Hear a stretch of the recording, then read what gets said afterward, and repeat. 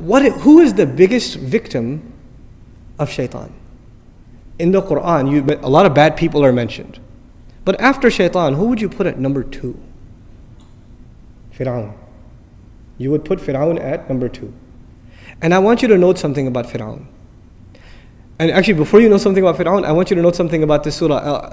Remind yourself once again, what 3 names of Allah did we find? Rabbin Nas, Malikin Nas, Ilahin Nas. I'll tell you 3 things Allah says about Fir'aun. 1.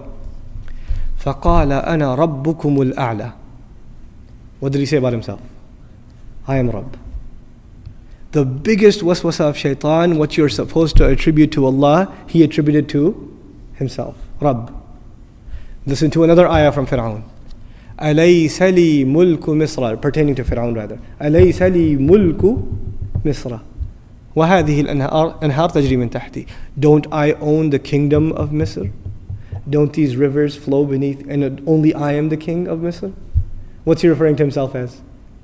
Malik. That's what he's referring himself. So he mentioned himself as Rabb, then he mentioned himself as Malik. What's left? Ilah. Let's see if he committed this crime too. He turns to his chiefs and he says, وَقَالَ فِرْعَوْنَ يَا أَيُّهَا الْمَلَأ مَا عَلِمْتُ لَكُم مِّنْ إِلَٰهٍ غَيْرِي. My generals, listen up. I don't know of any other ilah for you other than myself. For Fir'aun, we find himself declaring 3 things for himself. Rububiyyah, Mulk, and Uluhiyyah. All 3 for himself. Rabb, Malik, Ilah.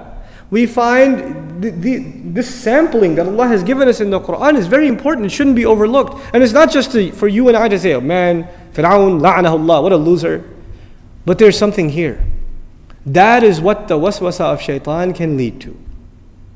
What was the biggest problem of shaitan? Shaitan himself, what was his biggest problem? Arrogance. Arrogance. What is the biggest thing he can instill inside a human being? Arrogance. And what is the worst manifestation of arrogance? Fir'aun. But you don't have to reach Fir'aun to be worried that you're headed down the same road that leads to Fir'aun. Today we are not living in a time where people declare themselves gods over others. But we are living in times where people declare themselves gods over themselves. They declare themselves their own master. I am my own man. I am my own master. They declare themselves their own king. King of the house. King of my territory. King of my domain. They declare themselves their own ilah. Their own hawa, their own desires become their ilah. أَرَأَيْتَ مَنِ اتَّخَذَ إِلَهَهُ هَوَاهُ. Did you see the one who takes his desires and turns them into his ilah? Even.